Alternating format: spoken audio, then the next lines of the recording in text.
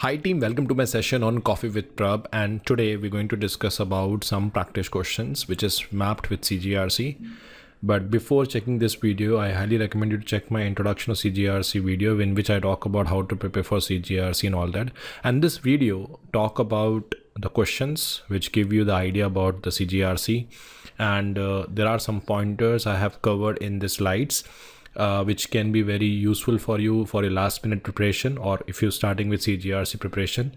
I completed CGRC last year, and my first batch I had around 98% success rate. So I'm trying to bring all that experience in this video. My name is Prabh, and for more information you can check my LinkedIn profile with the name of Prabh Nair. So without wasting a time, let's start with the first part. Thank you. Team, if you're talking about CGRC, you can see the course content, and when I was preparing for the exam, even the new syllabus, it is somehow more aligned with NIST RMF. So if you're preparing for the certification, you need to have a very good understanding of NIST RMF. Now, what is NIST RMF? So NIST RMF is actually a structure, a repeatable process developed by NIST, and it helps the organization to identify,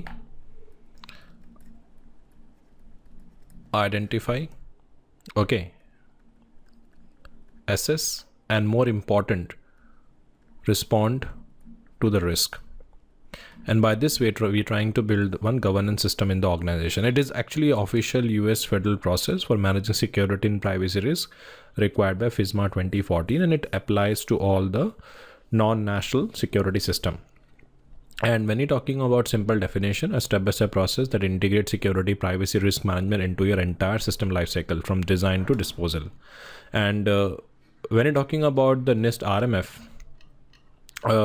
I thought before I basically start this particular topic, I will first give you the context of RMF.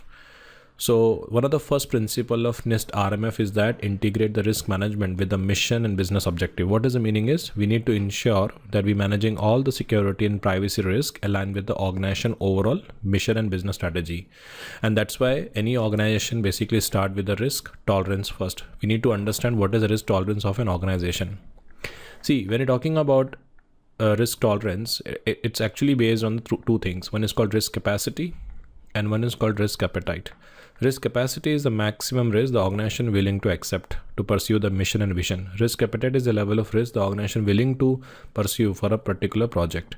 So when I say risk tolerance is basically can be below the appetite, it can be above the appetite, it can go beyond the capacity but does not make sense. So risk tolerance is a current risk. So right now the current is above the appetite, so we increase the appetite, but we cannot go beyond the capacity.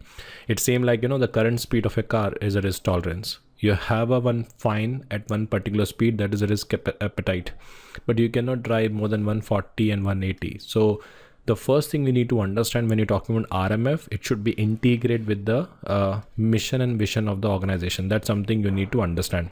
Second is it provide a structure repeatable process. It means it help you to establish the step-by-step lifecycle approach to manage the risk across the information system, which I'm going to discuss in my next slide. The another important thing you need to understand here is,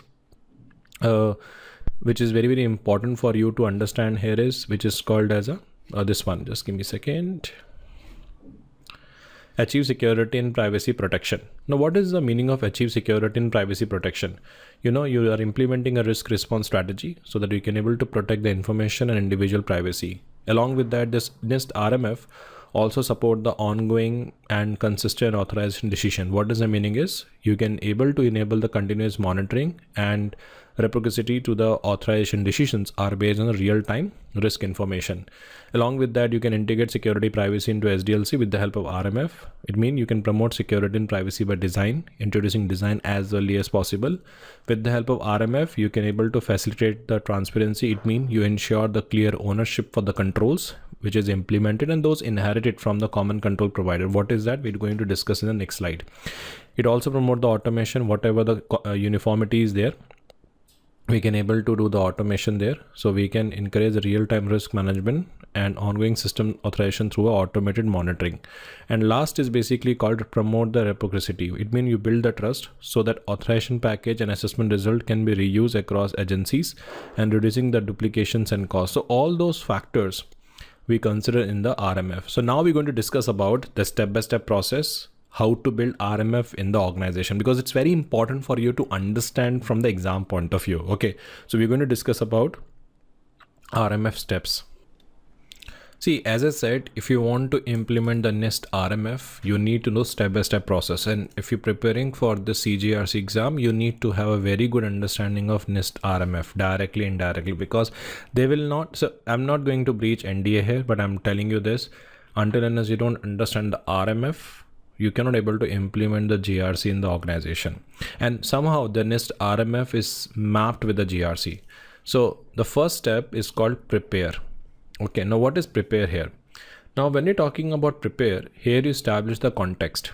Okay, so let me explain with the example. So if you want to start any organization, you need to understand mission and mission of the organization, right? So this step is about getting the organization ready before any system work start. So you set up the overall context, like I work for the training company and consulting. So our context is very clear, is training. Now in this set, you also set the risk tolerance. You set the risk tolerance, because it's very important for you to understand the tolerance of any organization. When I join any organization, I need to know what is the risk tolerance they have. And you also identify roles and responsibility and decide what systems and common control exist. So we have some key artifacts that we prepare in this stage. The first is called risk management strategy, which define how risks need to be identified, assessed, and accepted. Second, we talk about the authorization boundary. Authorization boundary talk about what is inside in each system, what is outside. It means what to scope and what need to be ignored. Third is called as a common control identification. It means list of controls are shared across the enterprise, like example, security guard, physical security, and all that. And we also have a role responsibility matrix. So when you're preparing for the certification, you need to know very clear about what comes first. So during a prepare step, you set up the risk tolerance, you define the authorization boundaries and common controls. Now it's very important for you when you're preparing for the certification, you need to know what are the roles and their primary responsibility. You should be very clear about what is the role of AO. AO stand for authorizing officials, like senior manager who accept the system risk. So when you're preparing any product and all that, you send the product for an approval, it will go to the AO only, which is a senior manager. Second, we also have a senior information security officer. He is the one who lead and implement the security program. And then we have a risk executive. He ensure the risk decisions are consistent across the organization. So what is the exam critical pointer here is this step establish the foundation for everything under the RMF. You establish your authorization boundaries, you're defining where one system ends, you define the risk tolerance, how much risk leadership is willing to accept, you identify the controls, and you document all the security responsibility. So let's say example, you're building an online student record portal. So the university CISO perform the prepare step where you decide the student PI is highly sensitive. You define the authorization boundary, like you need to include web application database and exclude the campus network. You also note firewall, VPN are the common controls, and you have a AO and CISO who approve the CISO mean CISO here, approve the context so that later RMF have a clear boundary. So that's something will be done in the prepare step. It's very important for you to know this step. Now, once you set the risk tolerance, identify the common control, based on that, you're going to categorize the things. So in this step, you determine how critical the system in that scope. I know web server is important, database is important, right? So in categorize step, we categorize the information system. Same like, it is not possible for you to give attention to all the assets. So you need to identify what is important, what is not. So you need to identify how critical the system and data are, and how we identify based on the potential impact. Like let's say example, if something goes wrong, like if the breach happened, corruption happened, downtime happened. So what we do. So here the impact is mapped with three things. C, confidentiality, integrity, and availability. Example, how important is the system to keep the data private, to ensure the data is not changed improperly, and make sure it keep the system data accessible when needed.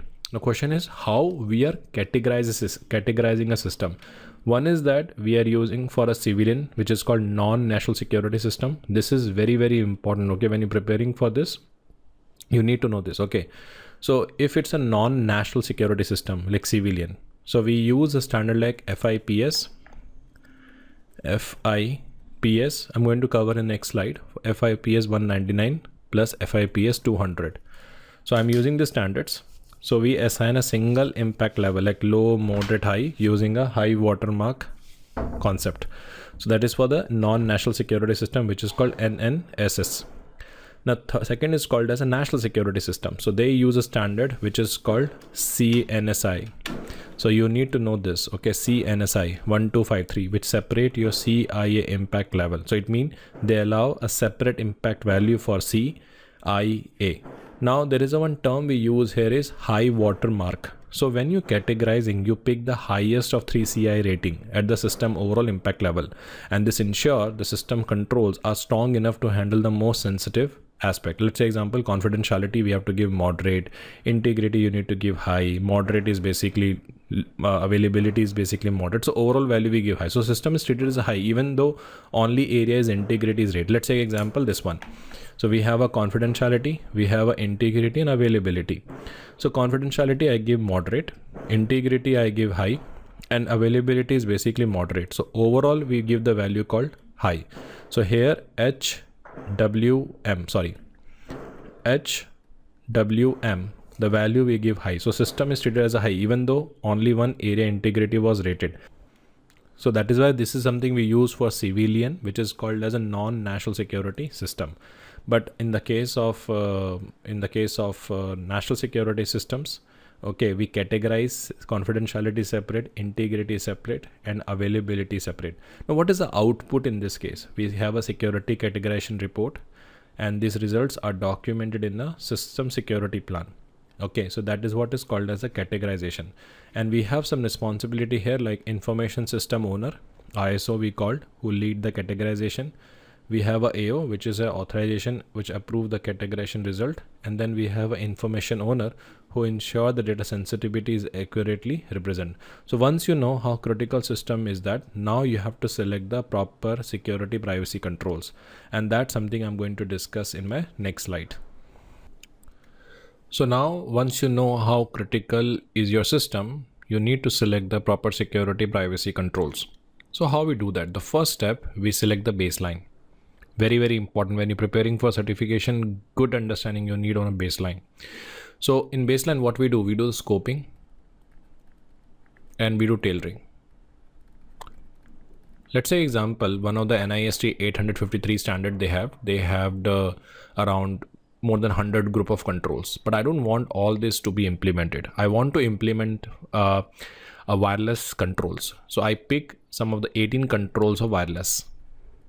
18 control of wireless. So I selected those control. That is something I need for my organization. That is called as a scoping.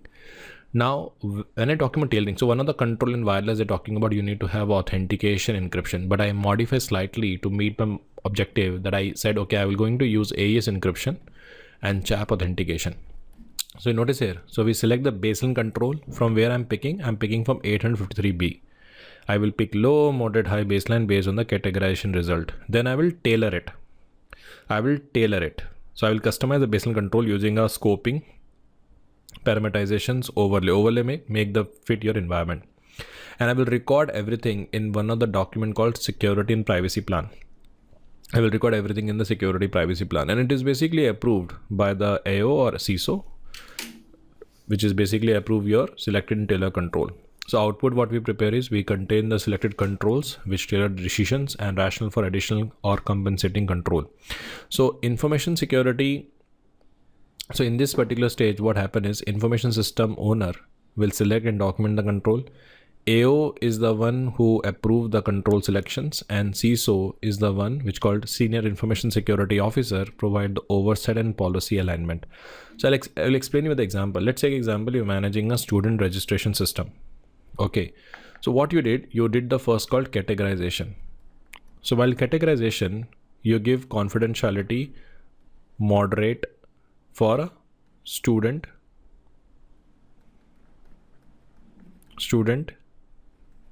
PII. Okay, integrity you give high for a grades because it's very important to know, and availability you give moderate. So overall HWM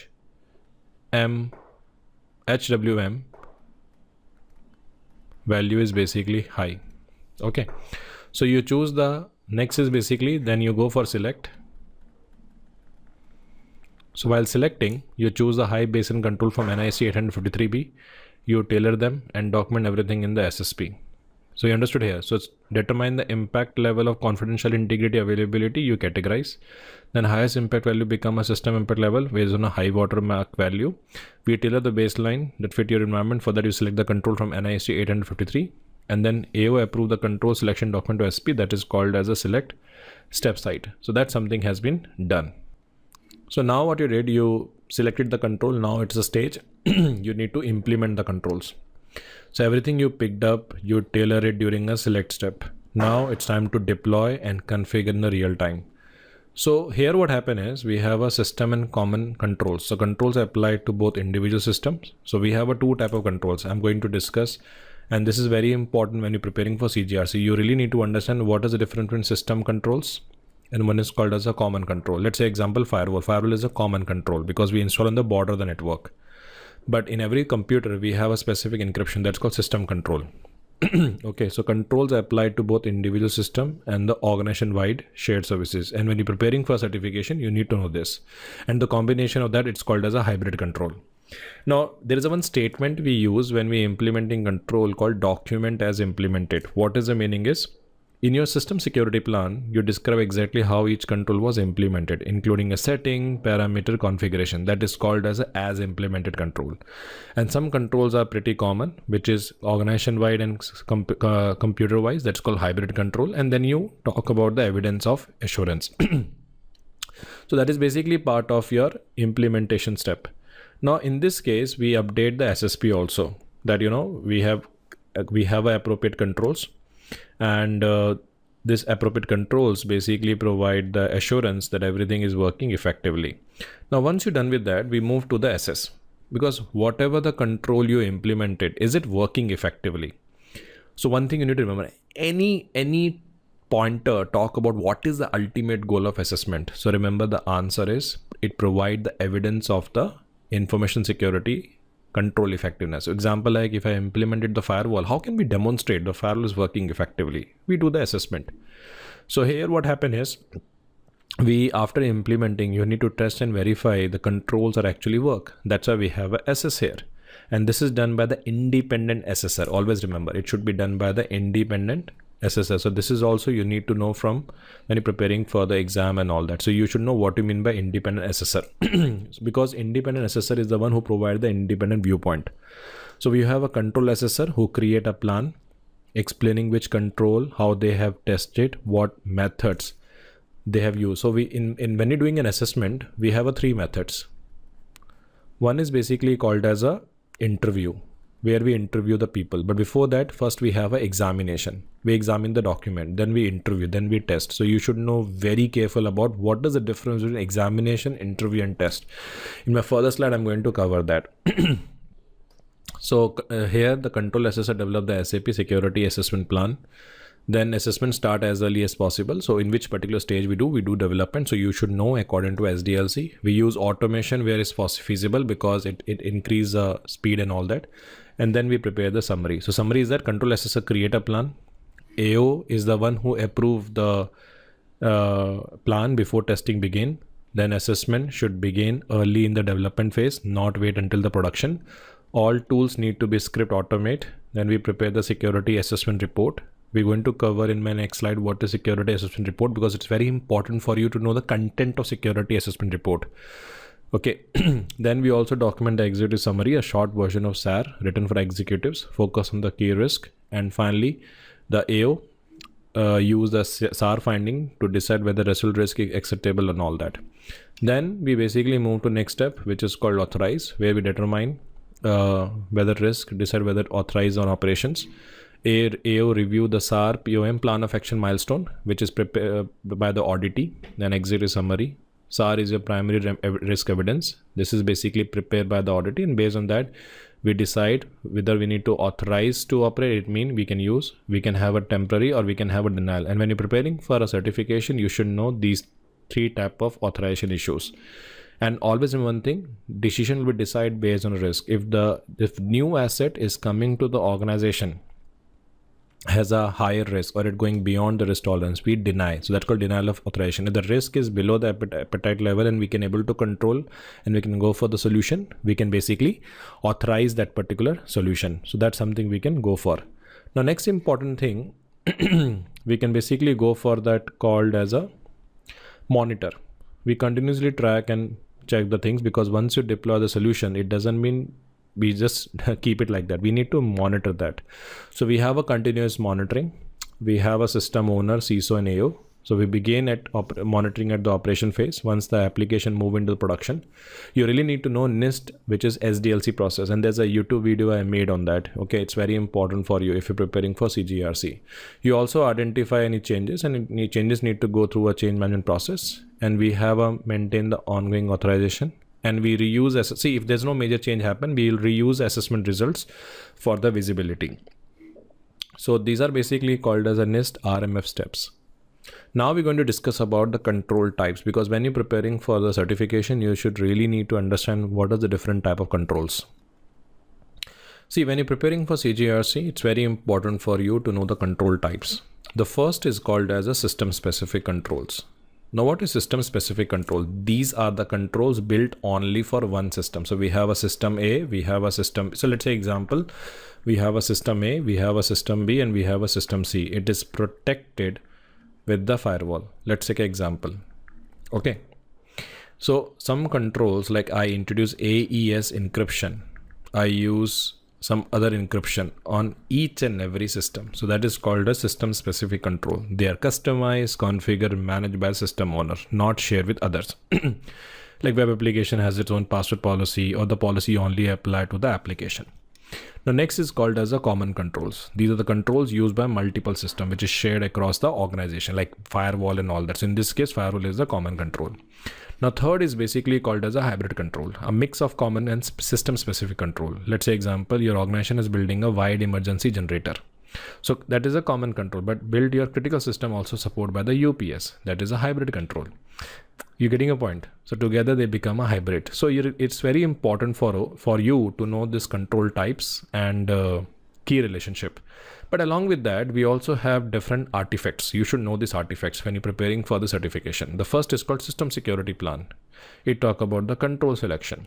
Then assessment, which define how the assessment has been conducted, what method, scope, and rigor has been used. Then security assessment report, document the finding, evidence, and conclusions. Then we have an exit summary, which is talk about high level. It's very, very important for you to know this plan of action milestone. It talk about the action plan. Let's say example, I'm an auditor. I conducted an audit. Okay, so what I prepared was a security and privacy assessment report. Now in that, I document what is a risk, what is a summary, what is my recommendation. But action plan prepared by the auditee, and that action plan here is called plan of action milestone. So it should talk about the corrective actions, owner, and timelines. Very important. Okay. And then finally, we talk about the continuous monitoring strategy. Okay. Some key shots you should know when you're preparing for the certification. See, in which condition we can reuse the results when the controls have not been changed, and we need to look for the timeliness and cost effectiveness. In that case, we can reuse the same results. SSL independence matter, and who decide that? It is decided by the authorization official. Same like in every organization, internal auditor directly report to the board. What is risk tolerance? Set during a prepare, and that drive the prioritization of the risk response. The next important thing is called as a FedRAMP context. See, when you providing a cloud services to the government or to the federal agencies, you need to pass one FedRAMP assessment. Then only you're authorized to sell the cloud services to the federal agencies. So that you have to obtain the FedRAMP accession. And then we have a high watermark for FIPS 1 categorization, single highest impact, define the overall system level. If you remember, we discussed if we have a high, medium, high, we give the overall value high. Then some other exam pointer like CNSSI. It is always used for national security system to allow the separate impact value for CIA. We always look for automation. What is the biggest benefit of automation? Because it speeds the assessment and monitoring, improve the efficiency and repeatability. Then we also have an exit summary use cases. We use first for AO design, bring the least for remediation plan, because POAM prepared by the auditee. Risk response decisions, mitigate, accept based on the risk tolerance. And Any document assessment frequency is determined by the continuous monitoring. And if you're looking for assessment validation, we can achieve with the help of security assessment report, which is used by AO. And from that, we have a plan of action milestone, and then we have a continuous monitoring. So if the pointer around who decide to accept the risk, the answer is AO. Who developed the SAP, the answer is control assessor. Who implement the control, system owner. Who conduct the privacy assessment, senior agency official for privacy. And who define the methodology metric for privacy assessment, the answer is basically system privacy officer. That's something we have. When you're preparing for the certification, you need to go through some of the documents. Why? Because there will be some areas that can be a pain point for you. If you want to categorize system, use FIPS. If you're looking for minimum security requirement, we can do based on FIPS. The baseline control selection based on the 853B. Security control log, again 53 revision B. If you're looking to assess the control effectiveness, the first step is examine, then we interview, then we test based on 53A. Overall SDLC management come under 837. Use high watermark concept based on FIPS 199-200, and national security system is use the CNSSI 12353 instead of FIPS 200. So now we're going to discuss some coffee shots which cover all this area in detail. Okay, so don't worry, I won't leave you alone on this. I'm going to explain you each and everything with a coffee shot. Okay, so now we're going to discuss about some questions. These are not real questions. It is just created my own version of questions, which is mapped with the concepts. But I'm sure once you go through these questions, you get the understanding. It is easy for you to understand the entire CGRC aspect. So the first question is, during the RMF prepare step, a system owner is evaluating a several risk response strategy for a newly deployed mission critical information system. Which of the following factors should primarily driven the system level risk management decision? Primary means first.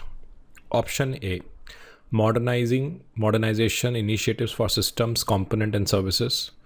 That is true, but question talking about system level risk management. Option B, enterprise architecture and system complexity reduction effort, but that is an outcome. Based on risk only, you define the architecture. Option C, mission or business objective of the organization. That is also true, because based on mission and business objective, we drive the initiative. And this is what we have learned when we cover the RMF. Allocation of resources for efficient, cost-effective operation. That is not a primary thing. That is an outcome. Question C, which of the following factors should primarily drive? It means what is the input for the system level risk management decision? So answer is basically C for Charlie. See, mission or business objective of the organization play a very important role. So when you go for system level risk decisions, they are inherently business driven and they must support the organization mission, objective and risk appetite or risk tolerance. Modernization, architecture, resource allocations are influencing factor, but not a primary driver. And that's the reason answer is basically C for Charlie. Let's move to the next question. What should be the AO, authorization officials, primary consideration when determining if residual risk is acceptable? Option A, whether implemented control meet the organization compliance technical standard. That is true. No doubt in that. Compliance is an act of abiding something. Option B, whether residual risk support the organization mission priorities and operation risk. The residual risk, the risk which is left after implementing control, and support the mission priorities and operational need. Okay, that is the reason I'm parking this option. Option C, whether remaining risk is acceptable in the context of organization mission and business objective, which is true. And D, called whether additional resource can be allocated in next budget cycle, but in that case risk can be high. So I'm eliminating A, I'm eliminating D. So we left with B and C. Because of the operational need, I'm eliminating B because B is part of C, and that's the reason answer is C, because by end of the day, overall goal of the risk should be acceptable level aligned with the mission business. In that case, the authorization official will accept the product with associate risk. That's the reason we went for the answer C for Charlie. Let's go for the next question. Which of the following determines the scope of the authorization for a system and common controls? Now option A, security categorization. So security categorization define the system impact level.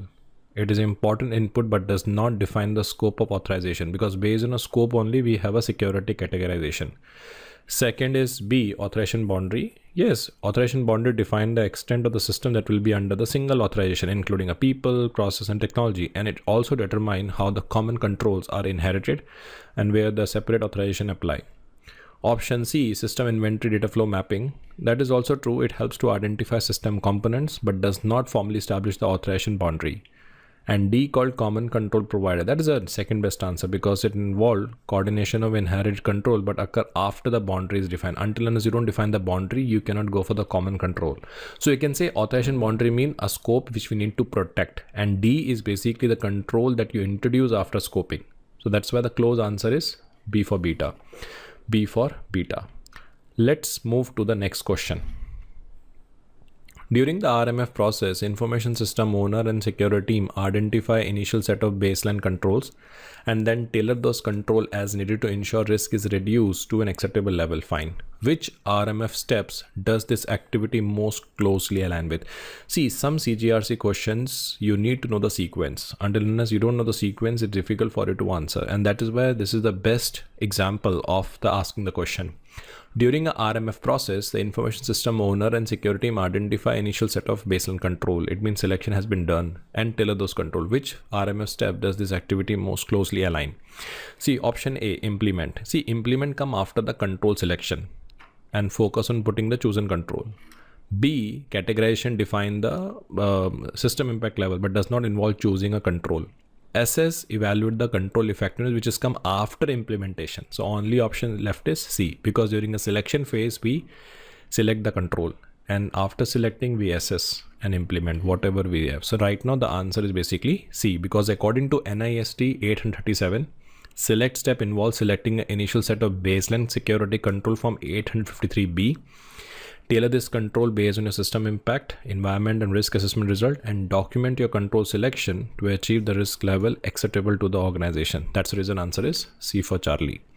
Let's move to the next question. An assessor is reviewing implemented security privacy control to ensure they are correctly applied, functioning as intended, and achieving the expected outcome necessary to meet the organization security and privacy requirement. Which RMF step does this activity best represent? The question talking about correctly applied, function as intended, and achieve expected outcome. So option A, assess. Definitely, organization assess the security privacy control to determine if controls are implemented correctly, operating as intended, and produce a desired result. Because ultimate goal of control assessment is to demonstrate the effectiveness of the control. Option B, implement. See, implement refer to putting a selected control in place before evaluation. It does not test the operation. Authorize basically rely on the result from the assessment step to make the risk decision, and monitor will become after the authorization. So only close option is A for alpha. Let's move to the next question. An organization recently completed the assessment of its implement security privacy control. Fine. Following the authorization decision by the AO, the information system is now in production. Fine. As a part of ongoing security management, security team begin reviewing the control effectiveness. Fine. Documenting a configuration, environmental change, reassessing a risk after software update, and preparing a periodic report on system overall security privacy posture. Which RMF steps is the organization currently performing? Okay, it's a very good question. Now, question talking about the authorization decisions has been done. Now things are in a production. Now we're doing a ongoing management. Option A, authorize. See, it occur immediately before monitoring begin. And they said that following authorization decision by AO has been now in production. So A is automatically removed. D is basically removed because this has come before authorization. Implement involve applying a chosen control. This is occur earlier. Assess will be done before authorization. So monitor is the only step is left, because once the system in the production, we do the monitoring, because after system is authorized, the organization transition to the monitor step. So here we continuously assess the control effectiveness, we document the changes to system or environment, we conduct the risk and impact analysis, and we report on the system security privacy posture. And the goal is ongoing authorization risk awareness, because once you move the system in the production, it does not mean it maintains the same level of risk. It might increase. So we have to do the constant monitoring, and that is the reason answer is B for beta. Next question. Organization is initiating a RMF preparation activity to strengthen this ability to manage the security and privacy risk effectively. Fine. The CISO emphasizes that risk management must address in a structured and hierarchical manner to ensure decisions made at system level and support the broad enterprise decisions. Fine. At which level should the organization conduct this preparation activity to effectively manage the risk? The question already said that they are preparing an activity to strengthen the security privacy risk, and they want to address in a hierarchical manner. So at the system level and broad enterprise mission. Option A, organization, mission, business process, information system level, which makes sense because according to NIST 837, risk management must be carried out across 3 tiers. Actually, this is for your information. One is called as a tier 1, one is called as a tier 2, and one is called tier 3. Tier 1 is basically called as a organization level, which is called as a cover your governance, risk tolerance, and policy. Then we have a tier 2, which is called as a mission, business process, mission and business process. And tier 3 is basically called as an information system, where the control selection implementation has been done. Now questions say at which level organization conduct this preparation. When you are in the stage 1, where you have understanding of organization, business process, information system, because that give you the idea about the top-down approach. And that's the reason answer is A for alpha. Let's move to the next question. Senior leadership is developing a risk management strategy to ensure consistent risk-based decisions across all system and business process. Fine. During the review meeting, the risk executive emphasizes that strategy must include specific statement defining a degree of uncertainty the organization is willing to accept and pursue the mission and objective. What must be established as a part of an organization risk management strategy? Fine. Option A, risk appetite statement. See, risk appetite is referred to a broad strategic intent. It guides the policy direction but does not set the operational threshold. Risk appetite means level of risk organization willing to accept. Second is called as a risk tolerance. Risk tolerance is something we basically talk about determination and explicit expression of risk tolerance. It is all about the degree of risk or uncertainty acceptable to the organization. So before I jump into this, let me explain this point. See, what happened is we have a risk capacity, and this is basically called as a risk appetite. And the current risk we're talking about, let me change the color. Give me a second. And if we're talking about risk tolerance, is your current risk.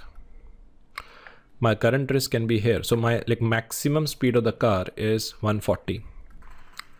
Penalty, if I exceed, it will be at appetite is 80. But current speed of the car is 90. So when we join any organization, we will ask the first thing, what is risk tolerance of an organization? Okay. If you're talking about established companies, their risk tolerance is always low. But if you're looking for a startup company, the risk tolerance is high. Risk tolerance high means they take more risk. They accept more risk than avoidance. Okay. But on the other side, if they have a risk tolerance low, they avoid more risk than acceptance. So when you join the organization, you need to understand risk tolerance. Is the tolerance is above the capacity or below the appetite and all that? Okay. So third is called as a residual risk. Residual risk refer to the result of risk tolerance which is not part of a strategy, and the risk which is left after implementing control. And the last is called qualitative impact ratings are assigned to a threat source. It is part of a risk analysis phase, not part of a strategic planning. After defining a risk tolerance only, you're doing a qualitative impact to understand the current level of risk. So in this case, answer is B for beta. B for beta. Reason why the B for beta we go for it, because it defines the risk parameters, and based on that we set the business objective. Let's move to the next question. Which of the following processes may be used to help organizations establish a cybersecurity framework profile? It's a very good question. See, what is, according to NIST cybersecurity framework, okay, organization use risk assessment process to identify, prioritize, understand the risk to business objective. Okay, so question talking which of the following process? Option A, risk analysis. Risk analysis sub activity risk assessment, because if you see risk management, ultimate goal of risk management is to reduce the risk to an acceptable level.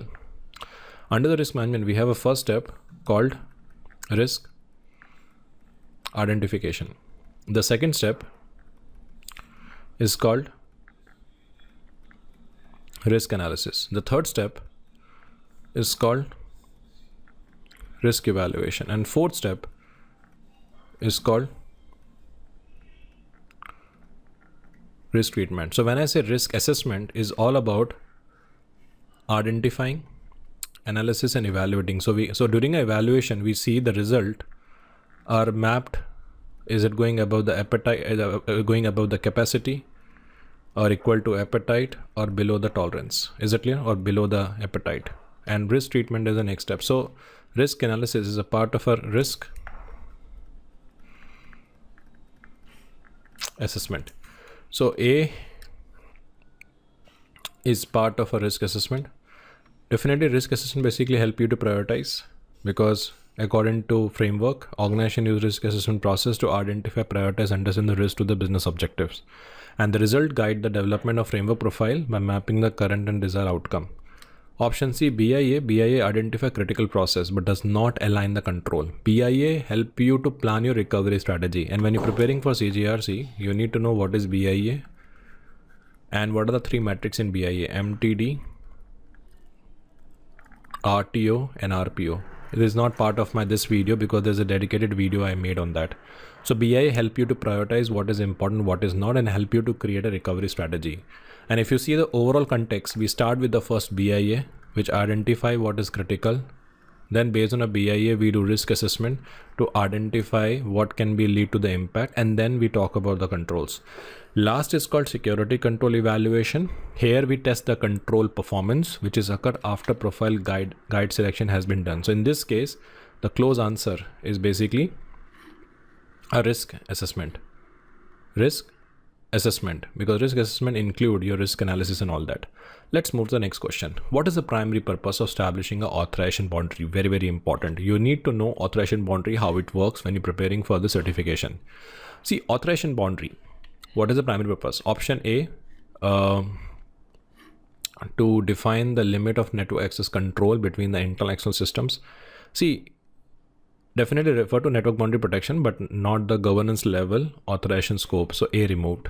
B, identify scope of protection, accountability of information system. That is true, because authorization boundary define the scope of protection and accountability of the information system under the authorization. And as per the NIST 837, authorization boundary establish what the organization agreed to protect under its management and responsibility. And it define all the people, process, technology within a system scope. And it also setting the extent of the risk decision for the authorizing officials. Okay. Option C, determine which security control can be inherited. See, inheritance is influenced by the boundary, but not the primary purpose. And it is the outcome of the boundary definition. Once you define the boundary, then you define the control. And D, to ensure the system categorizations and data impact rating are applied consistently. Again, impact categorization occur before defining the authorization boundary. Does not set its purpose. That's the reason answer is B for beta. Next, at which stage of RMF is the authorization boundary for system established? Option A, categorization. See, categorization define the impact level, but relies on already established authorization boundary. So A removed. B, select step. Again, control selection happen after boundary definition. So that is gone. Implement step. Implementation occur about applying a selected control, not defining a system scope. So answer is basically C. C for Charlie. As per the 837, authorization boundary define the scope of protection. And it is something we established during as early as possible, which is called prepare step. If I go back to the slide, here you can see during a prepare step, we establish the boundary. Hope this is basically clear to everyone. Okay, so answer is basically C for Charlie. Okay, let's move to the next question. According to risk management framework, how often should the scope of authorization boundary be revisited to ensure it remain accurate, aligned with the current risk condition? Very good question. Option A, whenever the new controls are selected or implemented. See, control selection occur earlier, which is a select step, and does not by itself require the boundary reassessment. Option B, periodically as a part of an organization continuous monitoring process, which is true. Okay, as per the NIST 837, the scope of authorization boundary is revisited periodically as a part of a continuous monitoring process, which is carried out by the organization. And this ensure that through migrations, integration or decommission, the boundary continue to represent what the organization formally agreed to protect. Okay. Option C, only when system undergo full reauthorization. Again, C, reauthorization may trigger a review, but boundaries must also be reviewed between the authorization through a continuous monitoring. And D, after major security incident, we will not wait for the major security incident to be occur. And impact analysis after incident is event driven, where the NIST requires a specific periodic review of an independent event. That's the reason answer is B for beta.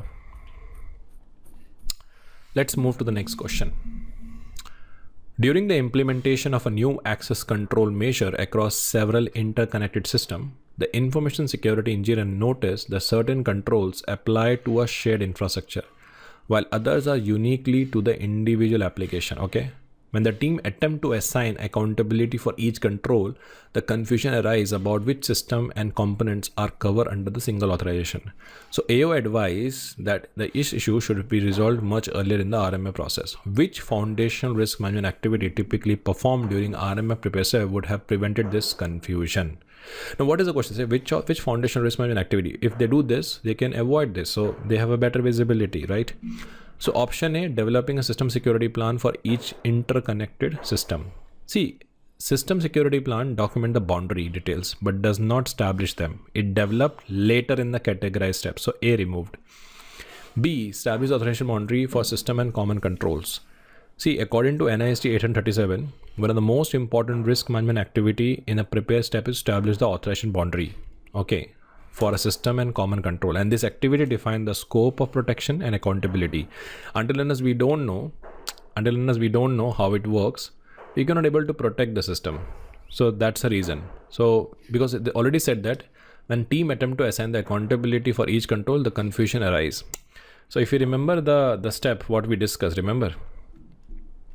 Okay. So if you remember the step, as prepare step, we have to define each and every control more effectively, right? So until unless we don't do that, we cannot able to implement the things. So that is important. C, assigning control ownership based on a system categorization result. See, control ownership assigned after systems categorization and depending upon the predefined boundary. And D is implement the boundary protection mechanism at the network parameter. Again, it is just related to one of the control. So if you identify this as early as possible, it give you the clear perspective. Okay. Because during authorization boundary, we also talk about some important thing is that inside and outside. Inside and outside. To define what inside and outside the system scope. What are the people, process, data are committed under the protection. So this boundary determine who own the risk, which control apply, where the monitoring has to be stopped. So it also prevent the duplicate effort. Okay. So let's say example, I'm talking about university who building a student record platform. So in that, what we need? We need a web application. Okay, we need a web application and that must be connected with the student database. Is it clear? And then we also have an authentication service. Now what we need to exclude is the Wi-Fi, HR system, external payment gateway. So this ensure the AO authorize only the defined boundary, in this case web application and database. Because if the boundaries are fuzzy, everything else in the RMF will chain the break. So controls get applied consistently here. Ownership of shared controls has been cleared and risk cannot be properly assigned. So we can assign the risk here properly. So this is how we have to make sure we have a clear diagram. We talk about data flow diagram. And if you do this as early as possible, you can avoid the confusion. So in this case, answer is B for beta. Let's move to the next question. Which activity performed during a RMF prepare step would have provided the foundation for assuring a mission and business success for the organization? Option A, aligning a system categorization with enterprise architecture standard. Now in this case, aligning a system categorization with enterprise architecture standard, it's true, but system categorization define the impact level, but assume the boundary is already established. So A removed. Option B, defining an inheritance relationship for common and hybrid control. Inheritance depend on the established boundary. It is a result, not a foundation. Option C, establish a meaningful boundary. Definitely, because the question say which activity performed during RMF would have provided the foundation. Until unless we don't have a boundary, okay, until unless we don't establish the meaningful boundary, we cannot implement the control. And this ensure that each authorization encompasses the right mix of component, process, environment. So the risk decision align with the organization mission, business objective, and resource priority. So meaningful boundary enable the consistent accountability, efficient assessment, and unified mission outcome. D will basically do within a boundary, but does not determine the boundary itself. That's the reason answer is C for Charlie. Next question. What is the primary goal of performing a security assessment? Remember one thing, when you're preparing for CGRC, ultimate goal of assessment is to provide the evidence. Okay. Option A, certify information system provide adequate security for operation use. That is okay, but it's not come with certification. Option B, provide evidence the controls selected by the organization are implemented correctly, operating as intended, and satisfy the requirement, which is true. Option C, to determine the extent of control deficiency and recommend the remediation action to management, that is part of a risk management. And D, verify that all system documentation align with the organization audit readiness and objective. Again, that is more from an audit perspective. Ultimate goal of control assessment or security assessment is to provide the evidence. And that's the reason answer is B for beta, because it provides the evidence the controls are implemented correctly, operating as intended, and satisfy a security privacy requirement. And that is also covered in the NIST 837. The primary purpose of security assessment is to produce the objective evidence about the control effectiveness. And this evidence actually inform the authorization officials a risk-based decision, not a compliance certification. So that's the reason answer is B for beta. So next coffee shot. During a security assessment of government developed encryption products, a security engineer is verifying whether implemented cryptography algorithm meet NIST standard for correctness and security parameter. Which NIST validation program is responsible for confirming the algorithm are correctly implemented and secure? Before I jump into the option, I want to discuss this point because this is very, very important if you're preparing for CGRC. So here what happened, we have a CAVP and we have a CMVP. If you're preparing for CGRC, you need to know this. Now CAVP stands for Cryptography Algorithm Validation Program. It validates your cryptography algorithm. So what it does, it tests and validates the correctness of the individual cryptography algorithm and implementation. So let's say example, we are using AES, we are using SHA, or we are using RSA. Let's say example. Okay. So let's say example, there's a vendor who implemented the AES 256 encryption in their software. So CAVP basically check whether AES code actually encrypt and decrypt the data correctly as per the NIST test vector. That is called CAVP. Second is called CMVP. CMVP stands for Cryptography Module Validation Program. It actually tests the entire cryptography module, include a software, hardware or firmware, to integrate one or more validated algorithm to ensure we have a secure key management, self-test, physical security, module branches and all that. And it need to be used for complying for FIPS 1402, FIPS 140-2 or 3. So now what happens is, if you tomorrow selling a cryptography solution to the defense, your solution should be valid with the FIPS. So like if you take example of vendor implementing AES, so for algorithm specific, we have a CAVP, but if same vendor providing a VPN appliance, let's say example, he providing a VPN, he providing a HSM, he providing a TKIP, something like that. Okay. So VPN appliance using AES. So it's already validated under the CAVP. Okay. Now you get the whole encryption model to be tested, including your key storage, tamper response, authentication, and secure boundary. So that is where we have a CMVP. You can say CAVP is a part of CMVP. So validating each cryptography algorithm is CAVP, but combine the validation algorithm into full cryptography module, the answer is CMVP. Okay. So if the question specifically talking about validation of algorithm, then CAVP. If validation of full disk encryption, key management, physical boundary, then answer is basically CMVP. So if I go back to the question, it's a validation program responsible for confirming the algorithm. Understood? So option A, CMVP. CMVP is basically test the module, not individual algorithm. FIPS 1402 level 3, they talk about the security level classification within a CMVP, not a separate validation program. NVALP is a accredited testing lab that performs CAVP and CMVP evaluation. It does not conduct the algorithm validation program. So only option left is B for beta, CAVP, because question talking about algorithm. CAVP, okay, because it validates the correctness and security of the cryptography algorithm implementation such as AES, SHA and SHA. It also confirms the algorithm behave as intended and meet the NIST specification. So that's why I have a snacks here. You can see CAVP validate algorithms and CMVP validate the models are correctly implemented. Now let's next go over the next question. Which NIST validation program ensure this type of end-to-end module integrity protection? So A removed, it's not talking about algorithm. B makes sense because CMVP jointly managed by NIST. Validate your cryptography module correctly integrated and protect them within a secure boundary, including your physical, logical, operational safeguard.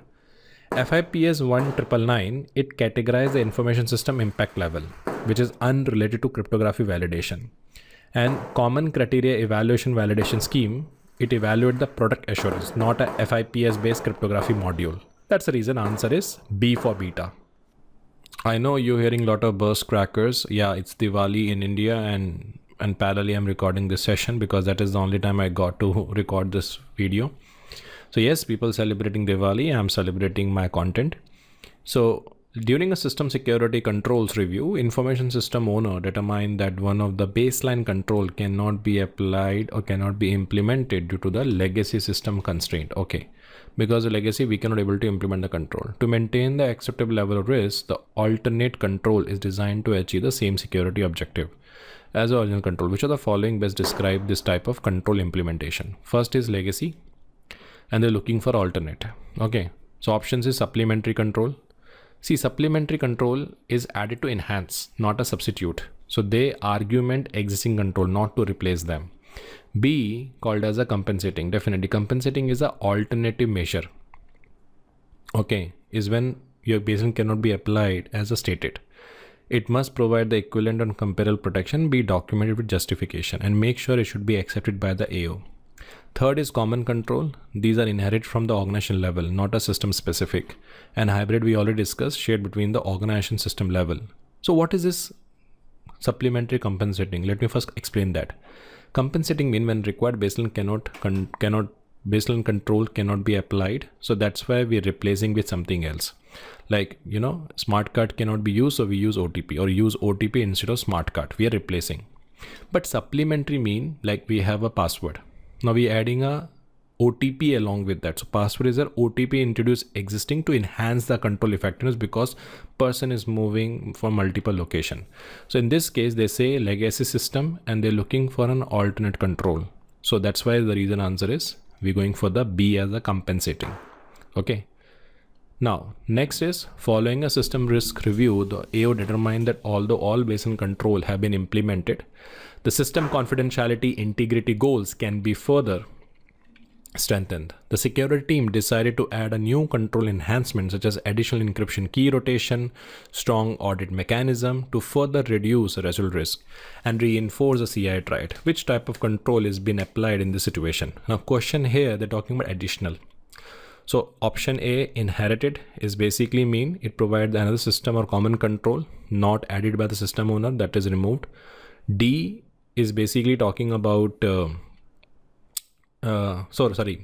B is talking about the compensating. See, it is used in place of a required control that is infeasible, and we're talking about adding.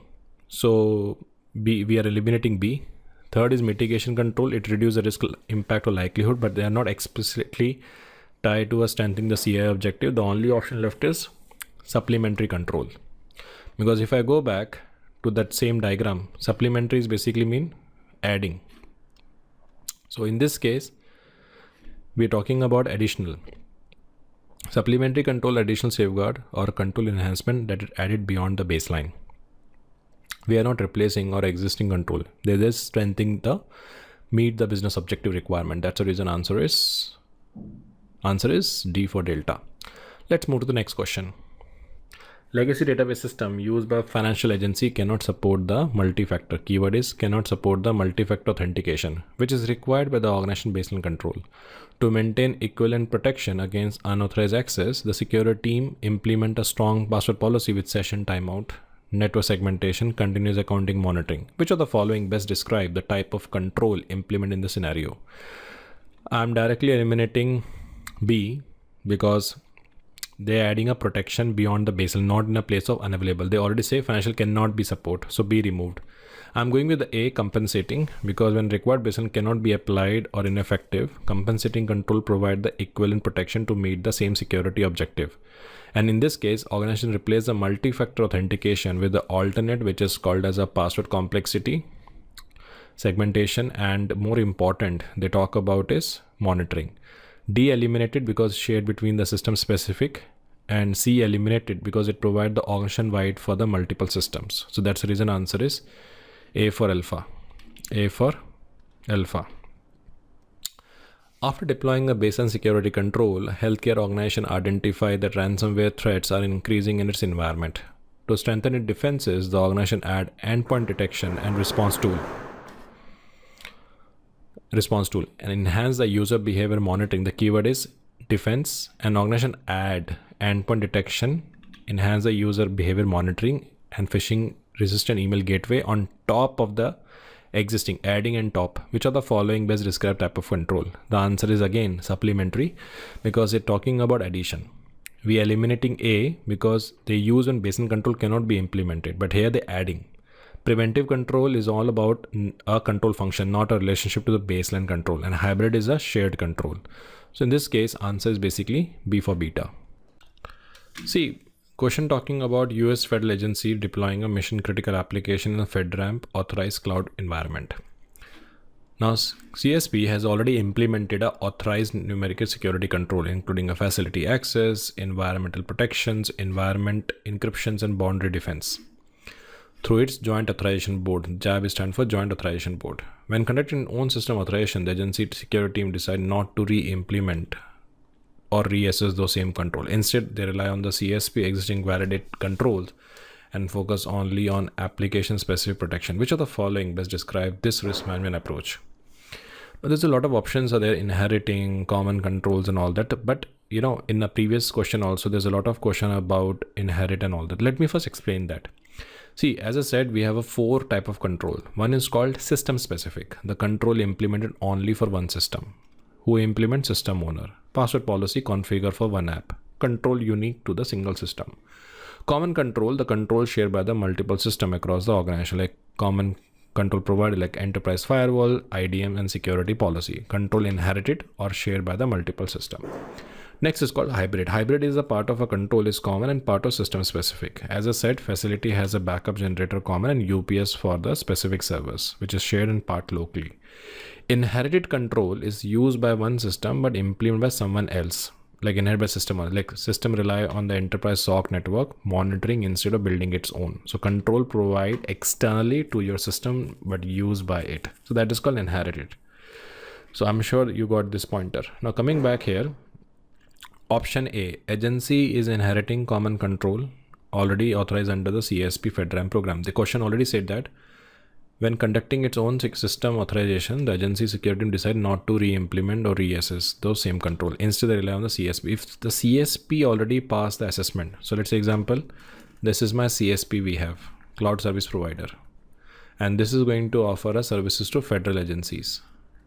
Federal agency. So we're taking some of the CSP services, the CSP come with some control. If CSP already having an individual authorization, then federal program, they don't need to again go for the same control assessment. That's why they say the control focus on application specific. So agencies inheriting common controls already authorized under the CSP, because under FedRAMP and NIST 837, agencies may inherit common control from CSP or shared service provider when those controls have already been assessed and authorized. Let's say example, tomorrow I'm providing a MSSP services. So I already have an authorization. So they don't need to go for again reassessment of those controls. So this enable the reuse of validate protection, reduce the duplication cost and authorization time while maintaining accountability. Now why the other option is wrong? Because it's an agency adopting a hybrid control shared between the organization. See, shared between the system and organization level, but here is the agency fully rely on CSP implemented control, not a partial sharing.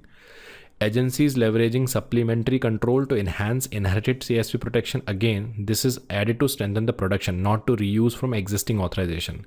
And the agency applying compensating control to replace ineffective baseline safeguard. Again, it is used when required control cannot be implemented as a specified. Not the case here since the control already exists and are effective. So I'm going with the answer A for alpha.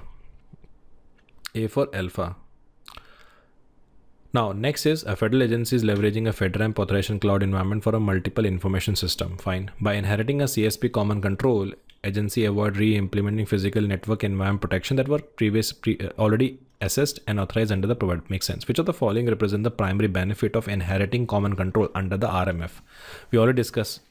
Option A, improve efficiency, consistency in control implementation. Because if one CSP offer the services, if they already have an approval, then I don't need to go for again and again. Right. So the primary purpose of control inheritance is to promote the efficiencies. By promoting efficiency, you avoid the redundant implementation assessment, and we also ensure the consistency by maintaining a uniformity. And secondary outcome will be the cost reduction and scalability. Now B say reduce authorization cost and improve scalability. Definitely B is part of A. Cost and scalability are byproduct of inheritance, but not a primary benefit. C, greater agility in adding a supplementary control and risk-based tailoring. That is also true, but refer to tailoring and supplementary control, which are separate from an inheritance. And D, called enhanced monitoring frequency and reduce need for configuration audit. See, monitoring improvement occur later in the RMF, not as a part of a control implementation or inheritance. That's the reason answer is A for alpha. Now, next is called ISSO, need to determine which federal publication provide the mandatory baseline security requirement applicable to this non-national security system. Which of the following standard must the agency comply with? See, before I jump into this, now this is a very important topic, and I really want to discuss this topic in detail. So I have one snack section. I want to explain that first. See, it's very important that you should know this thin line difference when you're preparing for certification. So here, the first part is called FIPS 200, which is a non-NSS. So it is applicable to federal or civilian systems. Framework NIST, they use single component, which is called high watermark. I already explained you that when I say we identify confidentiality is high, integrity aspect of that is basically medium, and availability is basically medium, we overall give value high. That's why called high watermark. One high drive the system high based on a high single impact. Benefit is simplicity. Now, if you take an example of FIPS 200, full form is Federal Information Processing System. So they define the mandatory minimum security requirement that every non-national security federal information system must meet. So all civilian federal agencies like non-DOD, non-intelligence, which under the FISMA. And the goal is to ensure the consistent baseline of security across the system. Now, it worked with FIPS 199 actually. 199 FIPS. What is that? It talk about categorizing. And NIST 853 used for control selection. So FIPS 200 set what must be achieved, and NIST 853 tells how to achieve in more simpler term. So when we're talking about categorizing, we're determining first impact level, low, moderate, high based on CIA. Then FIPS 200 required agency to apply the minimum security requirement for that impact level. And then based on a 853, we provide the actual control baseline. Okay, so that is we have. So if you take example, we're working for the US department. Let's say example, you're working for US department, but it is more from a education. You're working for the US Department of Education, which managing a student loan data. So FIPS 199 categorized system as a moderate impact. FIPS 200 require agency to meet minimum moderate security requirement, and 853 talk about the control. On the other side, CNSSI stand for Committee on National Security System, which is part of a DOD. It actually provides tailored guidance for applying the NIST RMF to handle the classified military intelligence information. So any topic around classified military intelligence information, CIA and all that, the answer is CNSSI. So it applied to all the DOD intelligence, other agencies which manage your classified systems. Okay. So CNSSI 1253 applied to NSS. So that is the thing you need to know. And they talk about individual level confidentiality, integrity, availability. Okay, so that's something we have. So if we're talking about applied to non-national, FIPS 200, applied to system processing classified information, CNSSI 1253, use high watermark for CIA, FIPS 200, allow separate impact value CIA, answer is CNSSI. So that is basically we have. Now, if you go back to the question, they're talking about non-national security system. So option A, CNSI 1253. Okay. Now CNSI 1253 is already eliminated. You know why? Because when you're talking about CNSI, the reason of eliminating is why? Tell me. Okay. The reason I eliminated CNSI, okay, because it applied to national security system that handle the classified intelligence information. B, FIPS 200 makes sense because it establishes a mandatory minimum security requirement for all the non-national security system. NIST 800-171 applied to non-federal organization handling a CUI. CUI classified unified information not to federal agencies. And NIST SP 853A provide an assessment procedure, not a baseline security assessment. That's the reason answer is B for beta. B for beta. We already discussed this. Which of the following publications establish a minimum security requirement for non-national security federal information? We already discussed FIPS 200. Okay, we define the minimum security requirement for all the non-national security federal system in 17 related areas. And rest we already covered. Now next question, which of the following publications provide guidance for categorizing selecting security control for systems that support military or intelligence operation? You already mentioned. So answer is basically A, CNSI 1253, because it tailored the NIST risk management framework for national security system, which handle your classified intelligence defense information. FIPS 200 is what civilian agency must do for the impact level. CNSI 1253 is what about the defense? We already discussed. FIPS 200 is again for the non-military and all that. So that's the reason answer is basically A for alpha. Let's move to the next question. Which of the following concept ensure overall security categorization information system reflect the highest potential impact rating assigned to confidentiality, integrity, availability? Keyword is highest. Remember, option A, baseline control selection. See, baseline control selection occur after categorization and it uses the impact level, not determine. So that is gone. Option B, risk tolerance threshold. It defines the acceptable result risk, not an impact determination. Option D, security impact analysis performed after the changes to the SS control effectiveness. Answer is basically C. Because under the FIPS 199, high watermark concept ensures system overall impact level equals the highest impact rating among the three security objective. And this prevent under the categorizing the system when one objective carries the greater potential harm. That's the reason answer is C for Charlie. Let's move to the next question. Which of the following activity demonstrate a correct application of the high watermark concept when categorizing the federal information system and selecting its baseline security control? Option A, determine the overall system impact level using a highest impact rating among the CIA and then applying FIPS 200 to select the control, which makes sense. Option B is selecting a security control for national security system, but HMM is a concept we are using for HMM is a concept we are using in what? FIPS 200 non-NSS, right?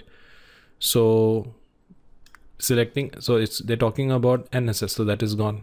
Option C, assigning a separate control baseline for confidentiality, integrity, CNSI 1235 guidance, that is gone. Using the high water master concept only to determine residual risk before control assessment, that is wrong. So answer is basically A for alpha. Which of the following is essential to efficiently and cost effectively carry out organization-wide continuous monitoring activity? Option A, automate the vulnerability assessment tool. See, the tools support automation but are tactical, not comprehensive. So A removed. Option B, well-defined reporting metrics and dashboard. Again, metrics is a part of a strategy but not substitute for one. Option C, effective organization-wide continuous monitoring strategy, which is true because according to NIST also, a well-designed continuous monitoring strategy defines what to monitor, how often need to be monitored, and by whom it need to monitor. So it ensures the consistent, efficient, cost-effective execution. D, centralized incident response documentation. So incident documentation is help in response, not a continuous monitoring plan. So that's the reason answer is C for Charlie. Okay, next question. Implementation of a robust and comprehensive continuous monitoring program, primary help an organization to detect respond, recover from cybersecurity incident? See, incident detection response are outcome supported by monitoring, but not a primary goal. Option B, maintain the compliance with applicable security privacy regulations. See, compliance is secondary benefit. Continuous monitoring focus on risk awareness, not a checkbox. Option D, automate the collection of audit logs for system authorization review. Again, automation support the efficiencies, but monitoring purpose is situational awareness, not simply audit preparation. So answer is basically C. By doing a continuous assessment, we can understand the security and privacy posture of the information system. Why? Because the primary objective of continuous monitoring is to maintain the ongoing awareness of information security, vulnerabilities, threats, and to support the risk-based decision making. And this awareness gives leadership a current understanding of organization security privacy posture. That's the reason answer is C for Charlie. Next question. During the security and privacy planning process, which document should be reviewed to ensure the system requirement and the controls selected to meet those requirements are properly identified and described? It says should be reviewed to ensure system requirements and controls selected to meet those requirements are properly identified and described. Option A, system assessment plan. See, system assessment plan describe how the controls will be tested, not what requirement or control need to be exist. Option B, risk assessment report, identify threats and vulnerability, does not describe the system controls. And option D, continuous monitoring strategy, address the ongoing control monitoring. So controls are documented in security privacy plan. So I already discussed in my table. And when you're preparing for CGRC, you should know what document state for what. So answer is basically C for Charlie. Because security privacy plan provide you the overview of system requirement, the controls that we selected, the controls that we implemented to satisfy those requirements, and they serve this as a key reference for assessor and the authorizing official during a RMF process. That's the reason answer is C for Charlie. Let's move to the next question. Who is responsible for approving an organization continuous monitoring strategy? Option A, information system owner. See, information system owner develop and implement portion of the strategy but does not approve it. Option B, senior agency information security officer. See, he oversees the enterprise security program. He does not formally approve the continuous monitoring strategy.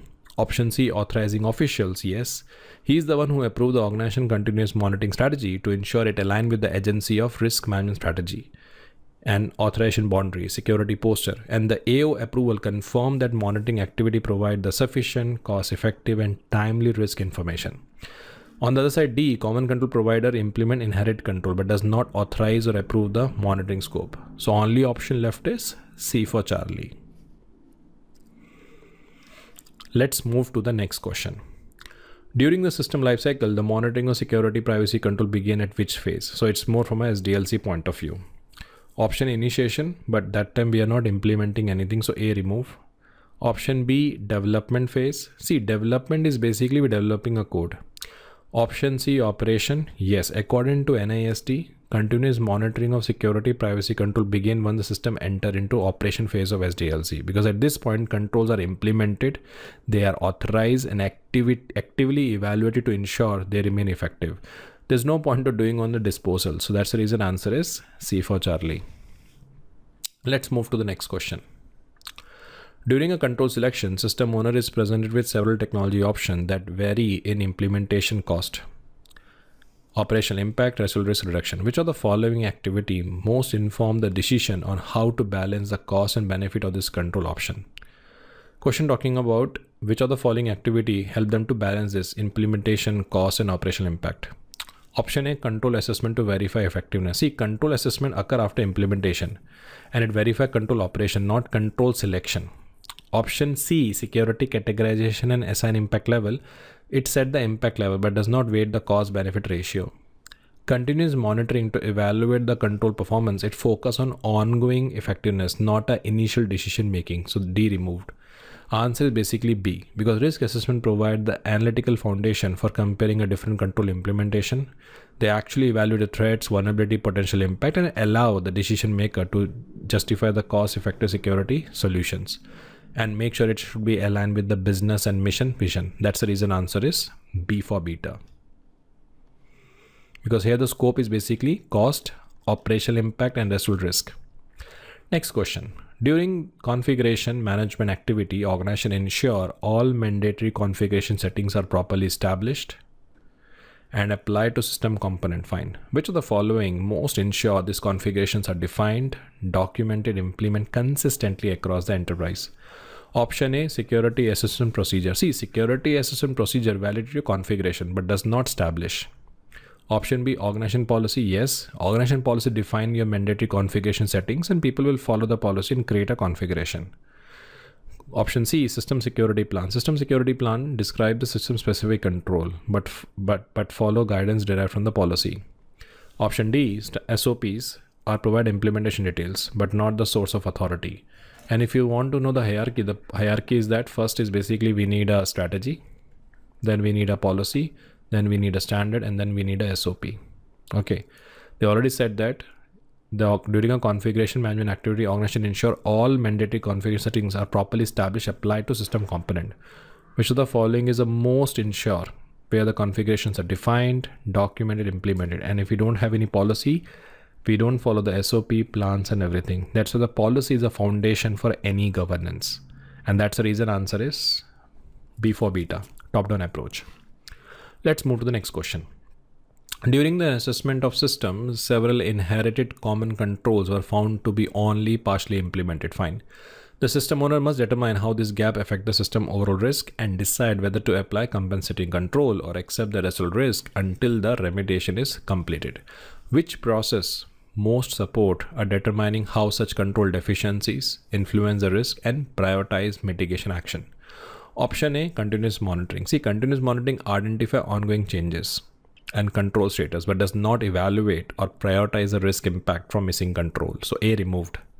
Option B, security control assessment. It determine whether controls are implemented effective but not assess. Authorization maintenance, ensure documentation authorization artifacts remain current, and it rely on the risk assessment result. The only option left is C. Risk assessment provides the structured method to analyze the impact and likelihood of control gaps and prioritize the compensating on supplementing control based on risk exposure. And it also informs the risk-based decision, not just whether controls are working and how much their absence matters. So that's the reason answer is C for Charlie. Because here the question, system owner must determine how these gaps affect the system overall risk and decide whether to apply compensating control. So risk assessment basically help you with that information. Next question, when selecting an assessor or an assessment team, which of the following characteristics is most critical to ensure the integrity and reliability of assessment result? Very good question. Option A, appropriate level of independence. Definitely. Level of independence required. Option B, familiarity with the system due to the previous implementation work. No, certification in all control be assessed. It's not necessary everything have a certification. And D, participation in the developing a system security control. It is actually conflict of interest.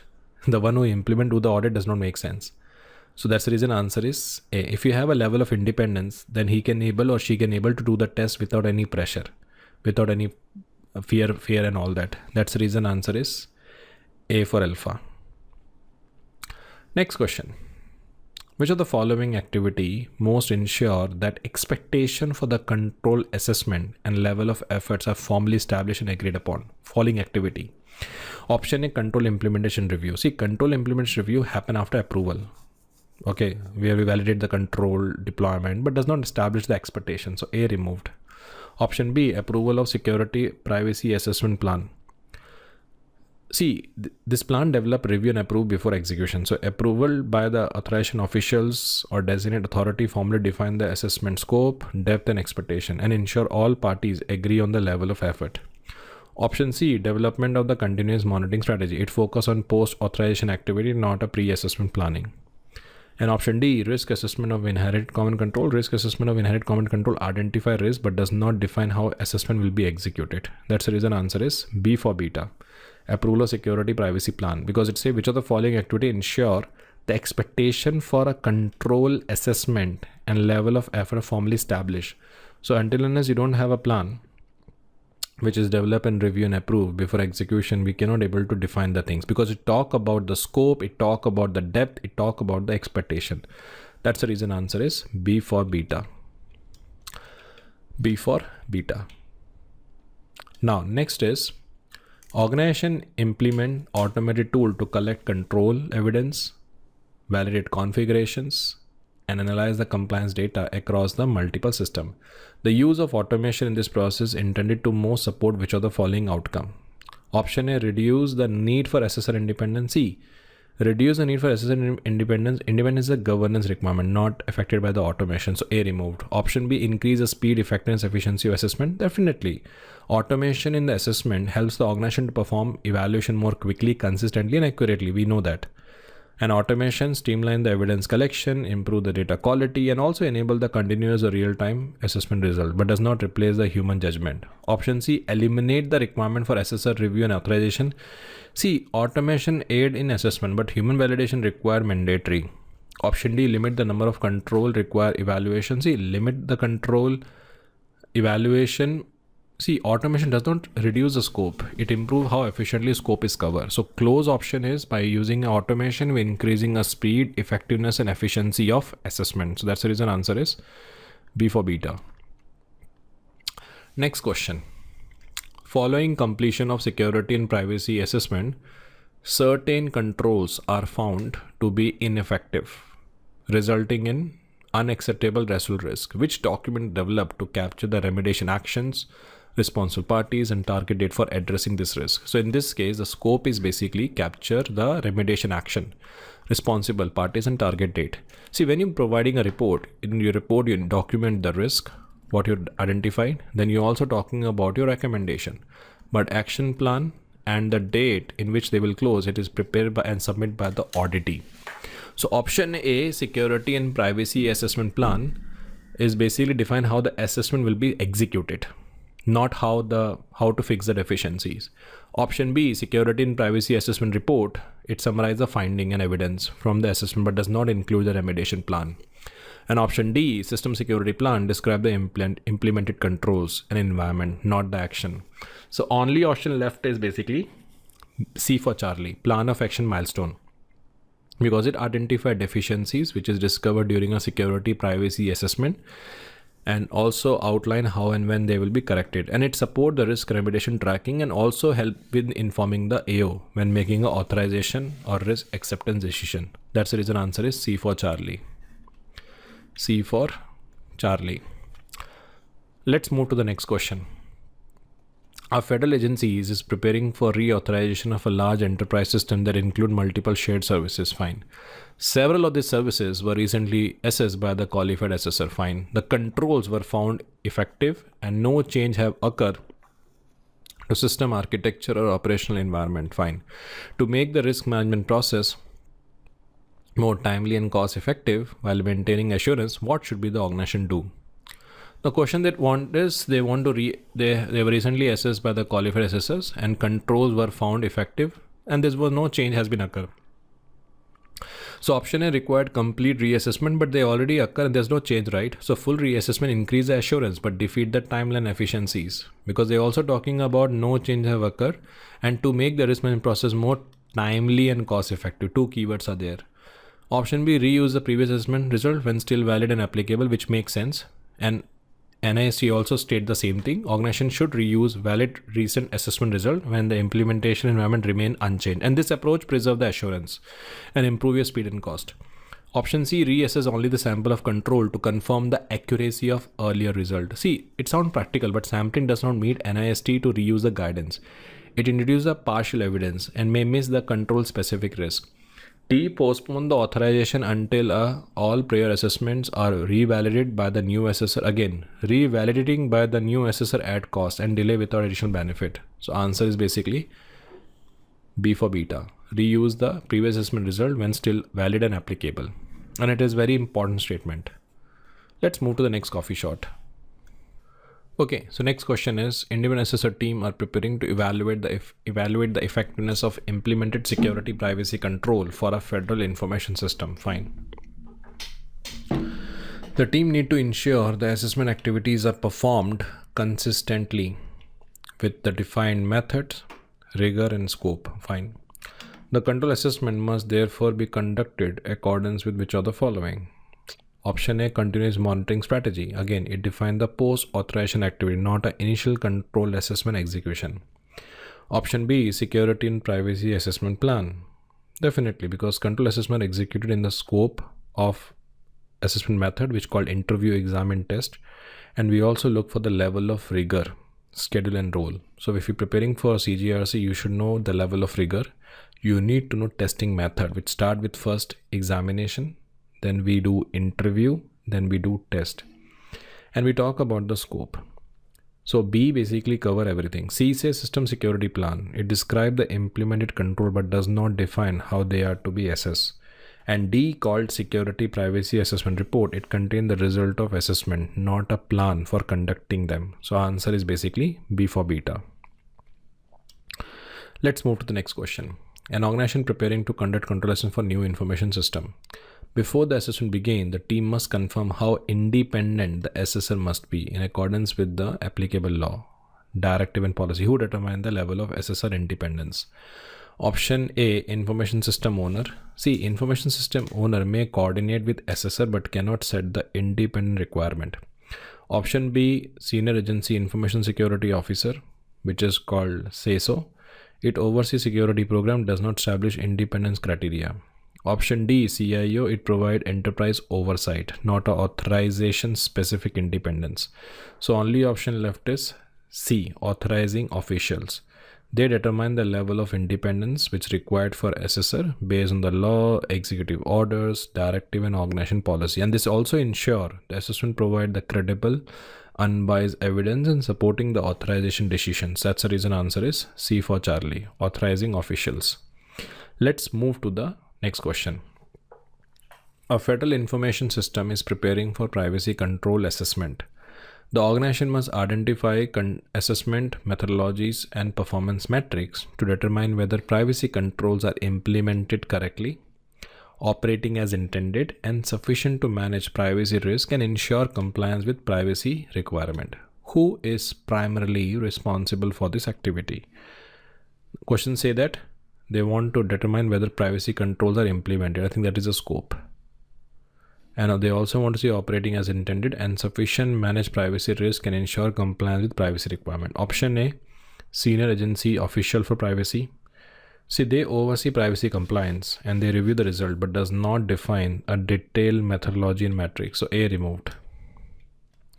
Option B, chief information security officer. CISO responsible for security control assessment, not privacy.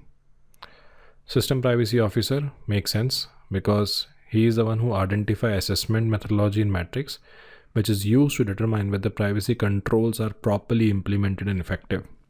And D say authorizing officials. They approve the assessment results and risk decisions, but does not design or select the methodology. So only option left is C for Charlie. C for Charlie. Next question.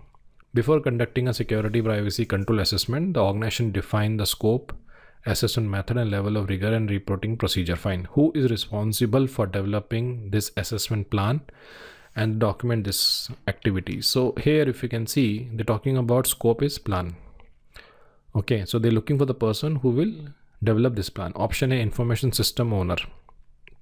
See, information system owner provides the documentation evidence but does not create a plan, because by end of the day we are assessing the system. Option B, CISO, senior agency information security officer. Again, he oversees the security program but does not author individual system assessment plan. CISO is a CISO here, control assessor independent team. Exactly. So control assessor develop the security privacy assessment plan, which define what controls will be assessed and how they will assess, which include interview, exam and test, and also look for the level of rigor. And this plans then approved by the AO. So D removed because it is the one who approved the plan, does not developed. So answer is basically C for Charlie. Before initiating a security privacy control assessment, organization ensure the scope, rigor, assessment methods are appropriate and formally agreed upon. Who review and approve this plan? We already discussed. So AO is the one who approved this plan. So AO review and approve the plan to ensure the scope, rigor and methodologies are aligned with the organization risk tolerance. Make sure they can only review and approve if it's aligned with the organization risk tolerance and applicable law. And this approval authorizes the assessor to proceed and formally define the expectation. That's the reason answer is A for alpha. Answer is basically C for Charlie, authorization official. Let's move to the next question. You are conducting a security privacy control assessment for a federal information system. Before beginning, you want to ensure the appropriate resources are applied to determine control effectiveness while providing a necessary level of assurance, making those determination. Which of the following must be in place before the assessment begins? So we want to do assessment that for sure. But before that, what we need? We need a plan. Because without plan, you can't do anything. Assessment must not begin until the plans are reviewed and approved by the AO. And these approved plans ensure the assessment scope, method and rigor and resource which required for the assurance level. And this activity also need to be aligned with the organization risk tolerance and policy, then only it get approved. So A, we can park. B, system security plan. System security plan describes system control but does not authorize or allocate resource for the assessment. Option C, continuous monitoring strategy. Continuous monitoring strategy defines the ongoing evaluation, not a pre-assessment readiness. And D, plan of action milestone is a corrective action after assessment. So only option left is A for alpha. The AO will only approve the plan. The AO only approve the plan if the plan include the scope. It only approve the plan if it's basically approved and scope. It is aligned with the risk tolerance, aligned with the business requirement and all that. So remember that statement. That's the reason answer is A for alpha. Next question is called, your organization is authorizing a system that relies on the cloud service provider to deliver several inherited and shared control. These controls are implemented under a contractual or supply chain agreement, and authorizing officials must confirm they're operating as intended. Okay, what must the organization obtain from the provider to support this assurance? Now question says we want to check the CSP and they are giving me the controls are implemented as per the contract, but we want an assurance. So in IC2 language we say no trust but verify. Writing, it does not mean it happens, go look and verify. If the contract and SLA say they have, we cannot trust that, we need to validate that. So option A, assessment result of evidence from the provider, which is true. See, controls are provided by the external entity. The organization must obtain the assessment results and supporting evidence. So this is how you can able to take a decision.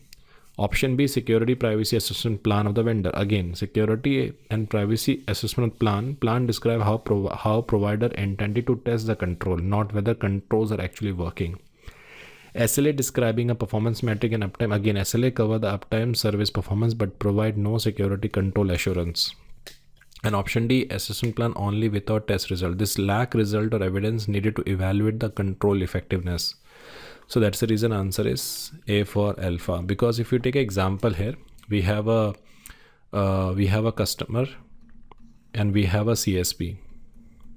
So if the customer is taking a services from CSP providing all the controls on the contract, we need to validate. That's why we say writing does not mean happen. Go look and verify. That is why we need to validate that particular requirement, and that's the reason answer is A for alpha. A for alpha. Next coffee shot. A federal agency is preparing to deploy a new information system that process personally identified information. Before the system become operational, the organization ensure that all privacy controls are assessed for compliance and effectiveness, and those controls continue to be reviewed on a recurring basis to manage the privacy risk. Who is responsible for conducting the initial and periodic assessment for this privacy control? Option A, system privacy officer. See, it is the one who support the SAOP, Senior Agency Official for Privacy, and identify methodology and metrics, but does not oversee the official assessment.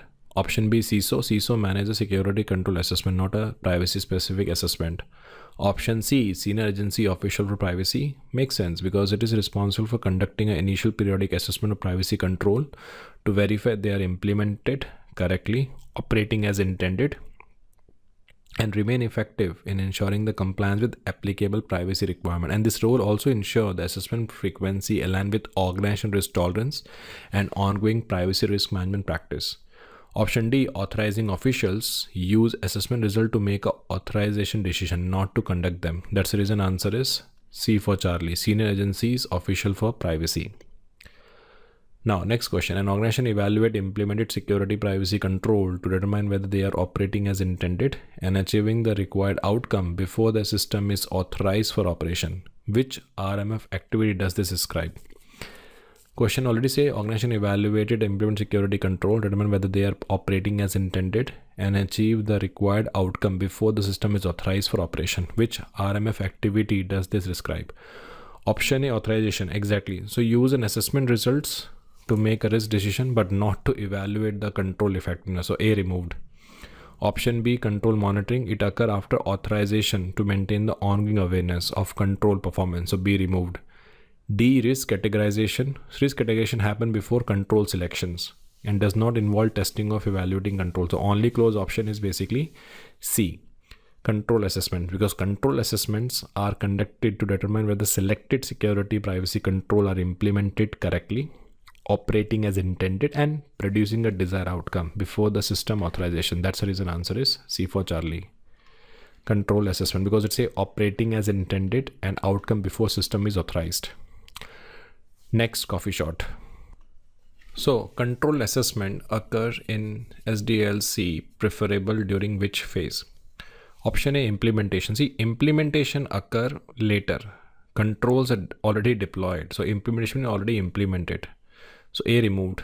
Option B, development. Definitely control assessment should begin as early as possible in SDLC, and ideally it's a development phase, because when controls can be still efficient tested and we have a full visibility, and this early validation reduce rework, cost and authorization delay.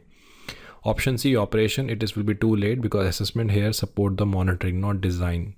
And option D, initiation, requirements are identified here. Controls are not yet developed to assess. So that's the reason answer is B for beta, because development include about your functional requirement, design and development phase according to NIST. That's the reason answer is B. Question number 53. Which of the following provide the most important factor for an AO in determining risk to the organization operations asset, individual and other organization nation? Option A, plan of action milestone. See, plan of action milestone outline the remediation step and it is derived after the assessment. So according to the logic, A is removed. Option B, security privacy assessment plan. Definitely security privacy assessment plan define how testing will be done, not the result. So that is also gone. Security privacy assessment report. Exactly. The report provide the primary evidence used by AO to determine the level of residual risk before making authorization decisions. Risk assessment inform control selection early in RMF, not in the AO primary decision input. That's the reason answer is C for Charlie. Let's move to the next question. Which report provide authorizing officials and other stakeholders with a concise version of the assessment report that summarize the assessment, key findings and recommendation for addressing the control deficiencies? I repeat again, which report provide authorizing officials and other stakeholder with a concise version of assessment report that summarize the assessment, key finding, recommendation? Option A, plan of action milestone. See, plan of action milestone lists the remediation action for deficiency, not an overview of assessment. Option C, security and privacy assessment plan. It describes how the assessment will be performed. Report contain the full detailed results. So only option left is B, executive summary, because it provides the high level overview of assessment results and recommendation, and also allow the leadership to make an informed risk decision efficiently. That's the reason answer is B for beta. Let's move to the next coffee shot. Which of the following best describe how findings generated during a control assessment facilitate the risk response decision within the organization? Questions say that how the finding generated during a control assessment facilitate the risk response decision within the organization. Option A, findings are automatically converted into corrective action for all the identified deficiencies. See, findings are automatically converted to deficiency. It sounds action oriented, and remediation is a part of risk response. Not all findings require remediation. Some risks are accepted or deferred based on a tolerance priority. Keyword all was there, that's why we eliminated A. Option B, Findings are prioritized according to severity weakness identified in the assessment. See, findings are do that, but sound reasonable, and it is partially true since the severity inform prioritization. However, severity alone does not determine response, and decision must be aligned with the organization risk tolerance, not other things. And it also include the mission context, not just a technical weakness. So B removed. Option C is findings support the risk response based on organization risk tolerance and priority. That makes sense. That makes sense because risk response decision should, when whether to mitigate, accept, transfer, map with the risk tolerance of an organization. It should be mapped with the organization mission objectives, priorities, and all that. That's the reason answer is C. D say findings used only to validate compliance. Again, we are not only going for the compliance. Okay, reflecting compliance driven assessment, it does not make sense. RMF is a risk based, not a compliance only. So that doesn't give me the holistic view. So close answer is basically C for Charlie. Next question. An agency is standardizing how it performs security control assessment across the multiple system and assessor team. To reduce a variation in a testing outcome and ensure reliability of evidence gathered, the organization implements repeatable document assessment methodology. What is the primary benefit of this? See, when you follow the assessment procedure, the one important requirement is it should be simple and it is easy for me for KT, knowledge transfer. Now they're saying that it ensures the reliability of evidence and it helped me with the repeatable document assessment methodology. So what is the primary benefit of using this approach? Option A, expedite the transition of new assessment staff into ongoing engagement. It is true, we can do that. But problem here is that when we go for the A, okay, expedite the transition of new staff, training benefit of documentation sound practical, but onboarding is a side effect, not the primary purpose. And consistency assurance will be the challenge. Option B, address resource requirement. Address resource requirement is basically the another important thing we have, which can be considered. But the biggest benefit is provide consistency and structure to security testing, because by this you can able to minimize the uniformity and testing risk.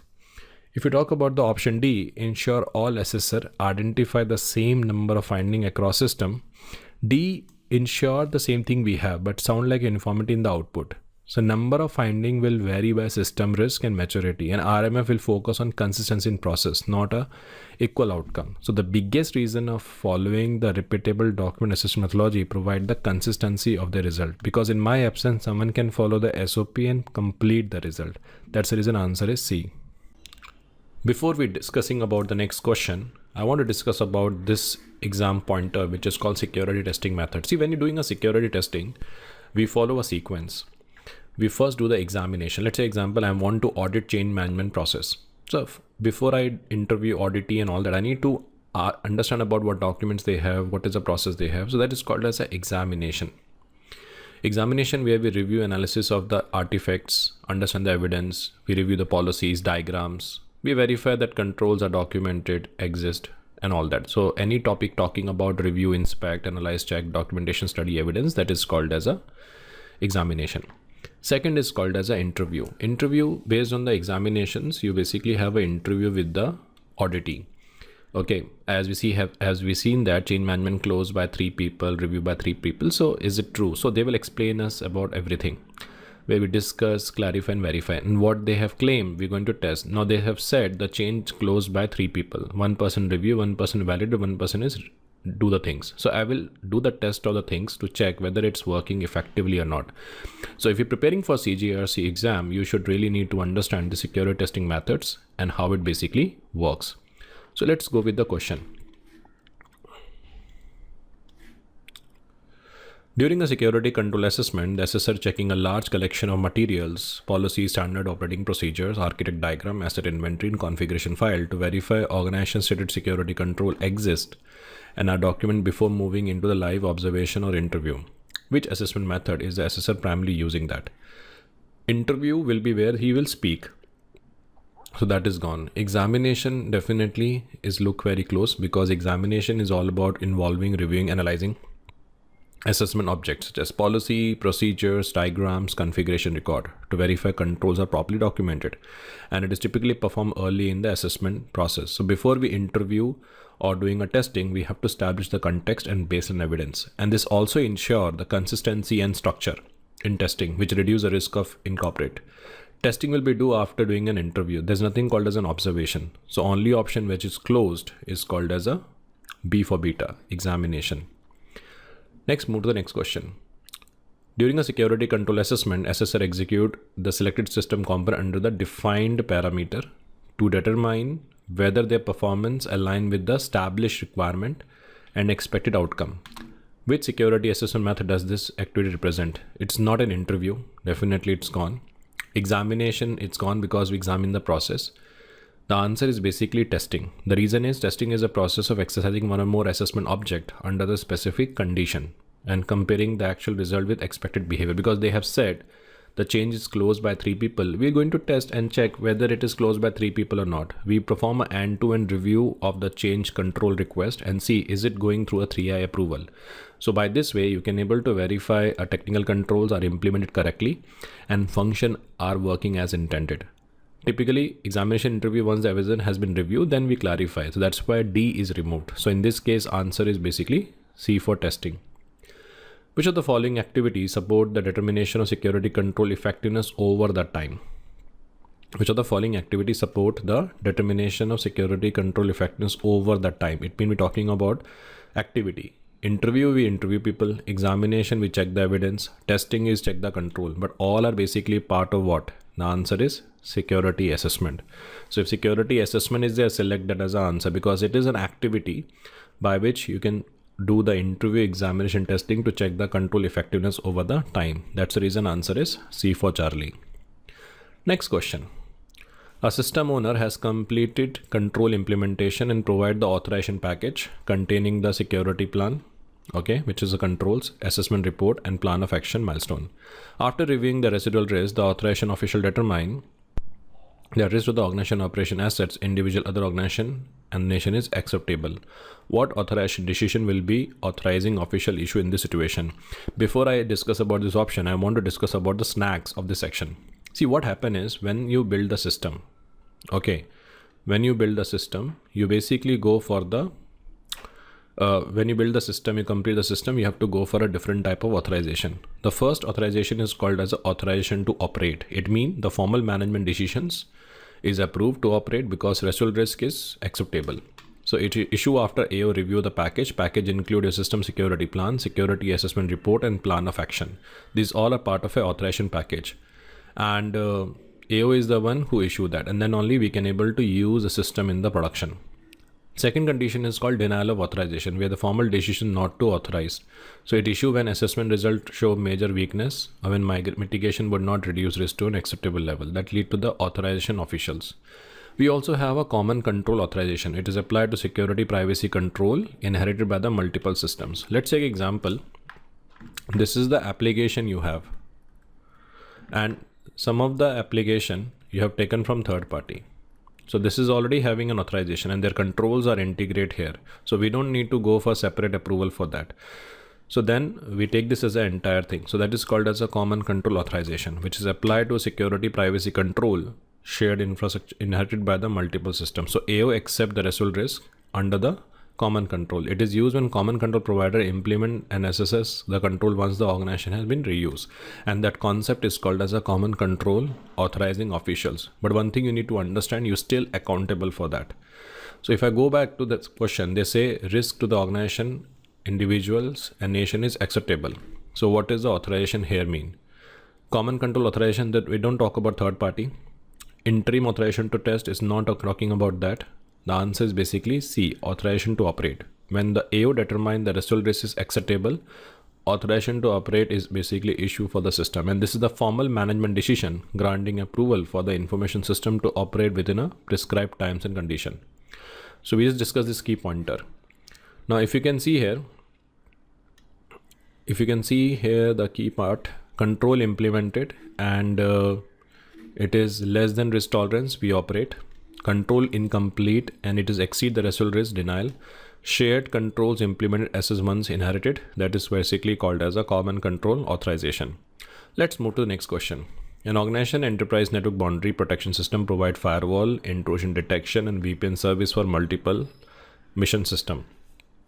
These security capability have been implemented as is accepted for a use across the organization. So here you can see we have a shared controls, multiple. The AO determine the result rates associated with this control is acceptable and want them to be available for other system. Which authorization type is there? Interim, there's no interim. The answer is basically common control authorization, because when the question highlight the multiple system will inherit control already implemented as by the central provider. So that's the reason answer is common control authorization. Authorization to operate is the overall system for the one particular thing. Okay, and denial is not be there because they accepted. So common control authorization is issued when AO accept the result risk of a shared or inheritable control that protect the multiple system, and the common control provider document this control and have been implement, assess and authorize, making them available for reuse on the organization wide. That's the reason answer is B for beta. Do let me know how do you find this particular masterclass, and if you passed with this masterclass, do share your suggestion in comment box. How do you find this session? How do you find this content? And please share your network, because this is a video I recorded during that time when there is a Diwali, and because I want to release this video and I don't want any kind of delays, and most of the people are preparing for this program certification. That's why I want to release this video as early as possible. My name is Prabh. If you're new to the channel, do subscribe to the channel and click on the bell icon to make sure you should not miss my future videos on a similar topic. Good day. Bye.